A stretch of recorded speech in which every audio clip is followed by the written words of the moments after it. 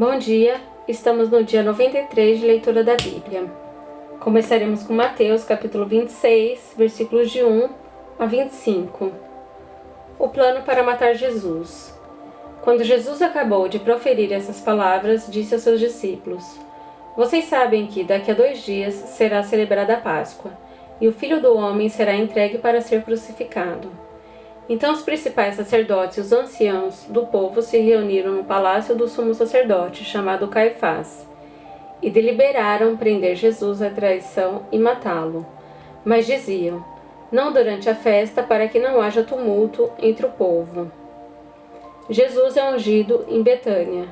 Quando Jesus estava em Betânia, na casa de Simão, o leproso, aproximou-se dele uma mulher trazendo um frasco feito de alabastro com um perfume precioso, que ela derramou sobre a cabeça de Jesus, estando ele à mesa.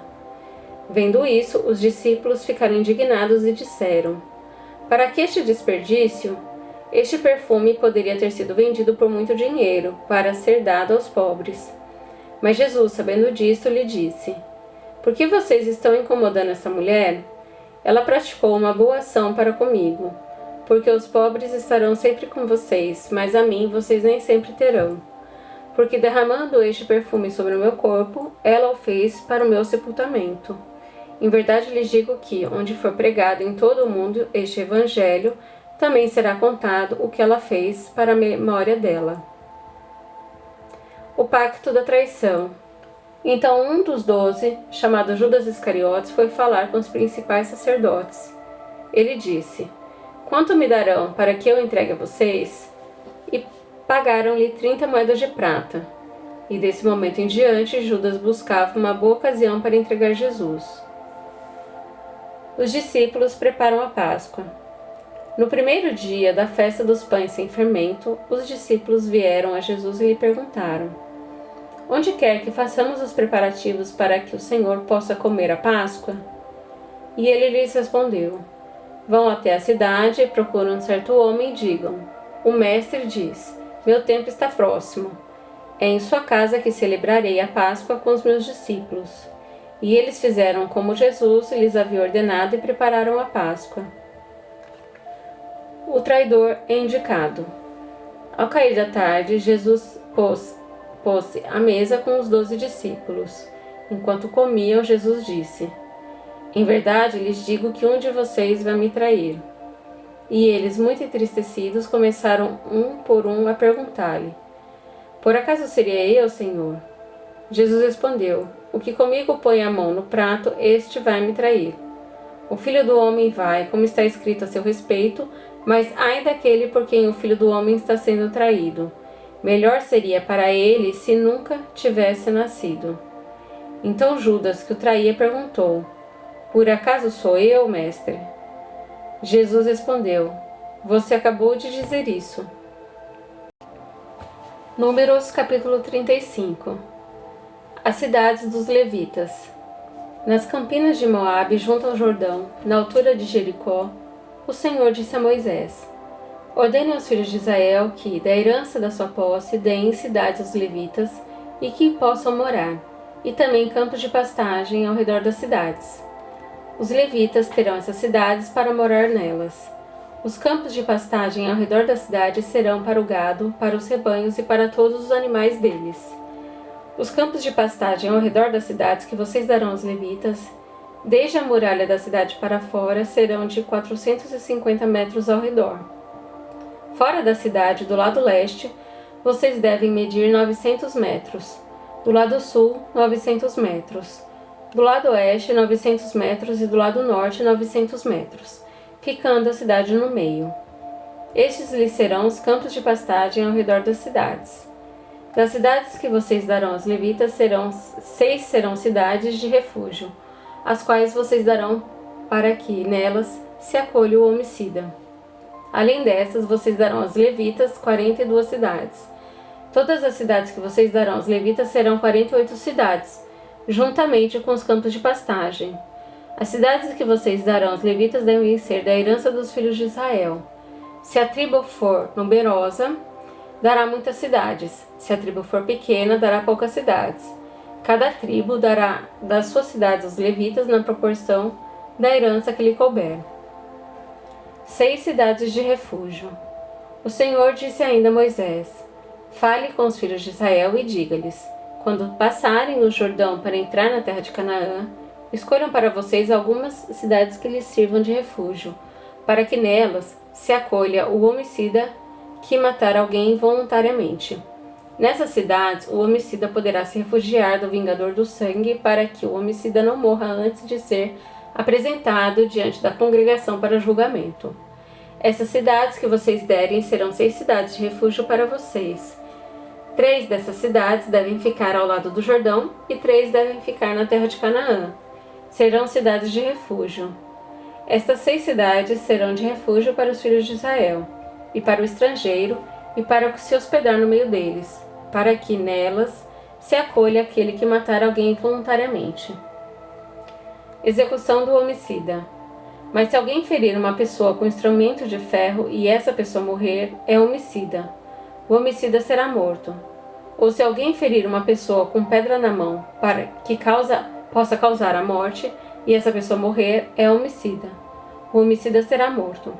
Ou se alguém ferir uma pessoa com instrumento de pau que tiver na mão que possa causar a morte e essa pessoa morrer, é homicida. O homicida será morto. O vingador do sangue, ao encontrar o homicida, deverá matá-lo. Se alguém empurrar uma pessoa com ódio ou com má intenção lançar contra ela alguma coisa e essa pessoa morrer, ou por inimizade a ferir com a mão e essa pessoa vier a morrer, aquele que feriu essa pessoa será morto, é homicida. O vingador do sangue, ao encontrar o homicida, deverá matá-lo. Privilégios oferecidos pela cidade de refúgio. Porém, se alguém empurrar outra pessoa subitamente, sem inimizade, ou contra ela lançar algum instrumento sem má intenção, ou sem vê-la deixar cair sobre ela alguma pedra que possa causar-lhe a morte, e essa pessoa morrer, não sendo sua inimiga, nem tendo a intenção de causar-lhe mal, então a congregação julgará entre o matador e o vingador do sangue segundo essas leis. Livrará o homicida da mão do vingador do sangue, e o fará voltar à sua cidade de refúgio, onde havia se refugiado. Ali ficará até a morte do sumo sacerdote que foi ungido com o santo óleo. Porém, se em determinado momento o homicida sair dos limites da sua cidade de refúgio, onde tinha se refugiado, e o vingador do sangue o encontrar fora dos limites dela, se o vingador do sangue matar o homicida, não será culpado do sangue, pois deve ficar na sua cidade do refúgio até a morte do sumo sacerdote. Porém, depois da morte deste, o homicida voltará à terra da sua posse. Estas coisas serão por estatuto de direito para vocês de geração em geração, onde quer que vocês morarem. Todo aquele que matar uma pessoa será morto conforme o depoimento das testemunhas, mas uma só testemunha não deporá contra alguém para que morra. Não aceite resgate pela vida do homicida que é culpado de morte. Ele deve ser morto. Também não aceite resgate por aquele que se acolher a uma cidade de refúgio e quiser voltar para sua terra antes da morte do sumo sacerdote. Assim, não profanem a terra em que vocês estão, porque o sangue profana a terra.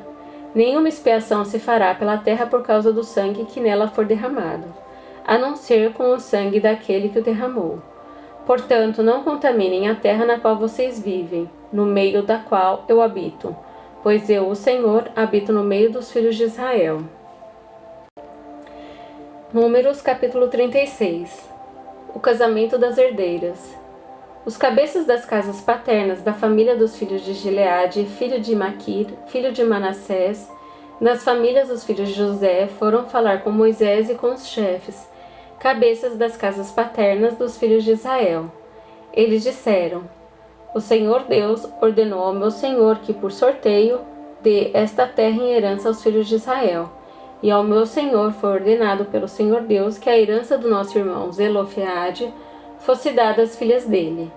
Porém, se elas casarem com algum dos filhos das outras tribos dos filhos de Israel, a herança delas seria diminuída da herança de nossos pais e acrescentada à herança da tribo a que vierem pertencer.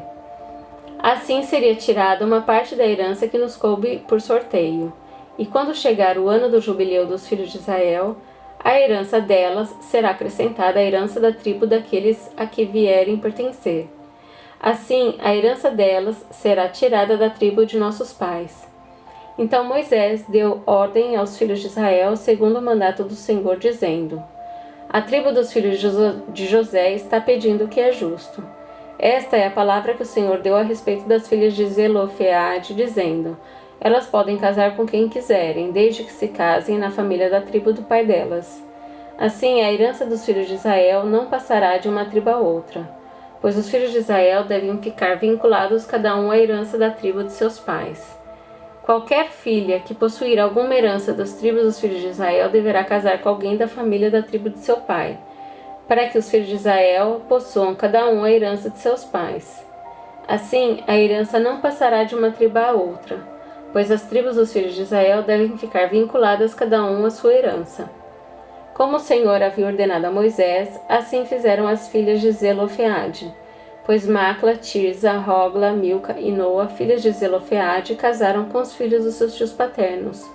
Casaram nas famílias dos filhos de Manassés, filho de José, e a herança delas permaneceu na tribo da família de seu pai. São estes os mandamentos e os juízos que o Senhor, por meio de Moisés, ordenou aos filhos de Israel nas campinas de Moabe, junto ao Jordão, na altura de Jericó. Jó, capítulo 3. Primeiro diálogo. A queixa de Jó.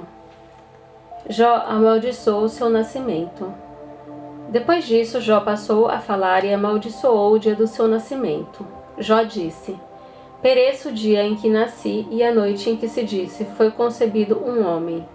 Que aquele dia se transforme em trevas e Deus lá de cima não se importe com ele, nem resplandeça sobre ele a luz.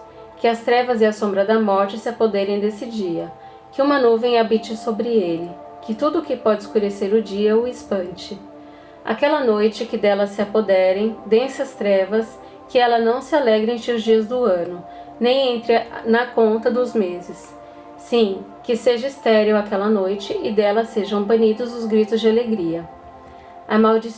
Amaldiçoem-na aqueles que sabem amaldiçoar o dia e sabem instigar o Leviatã. Escureçam-se as estrelas do seu alvorecer, que a noite espere a luz e a luz não venha, que não veja o despontar da alvorada, pois não fechou as portas do ventre da minha mãe, nem escondeu dos meus olhos o sofrimento. Por que não morri ao nascer? Por que não expirei ao sair do ventre de minha mãe? Por que houve um colo que me acolhesse e seios para que eu mamasse?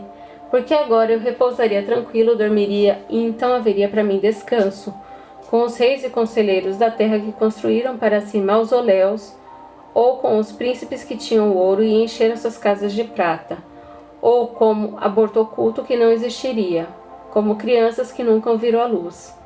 Ali os maus cessam de perturbar, e ali repousam os cansados. Ali os presos juntamente repousam e não ouvem a voz do capataz. Ali está tanto o pequeno como o grande, e o servo fica livre do seu senhor. Por que o miserável continua vivendo? Por que se concede luz ao miserável e vida aos de coração amargurado, que esperam a morte e ela não vem, que cavam em procura dela mais do que tesouro ocultos, que se alegrariam por um túmulo e lhe exaltariam se achasse a sepultura? Por que se concede luz ao homem cujo caminho é oculto e a quem Deus cercou de todos os lados? Por que em vez do meu pão me vêm gemidos e os meus lamentos se derramam como água? Aquilo que temo me sobrevém e o que receio me acontece. Não tenho descanso, não tenho sossego, não tenho repouso, só tenho inquietação.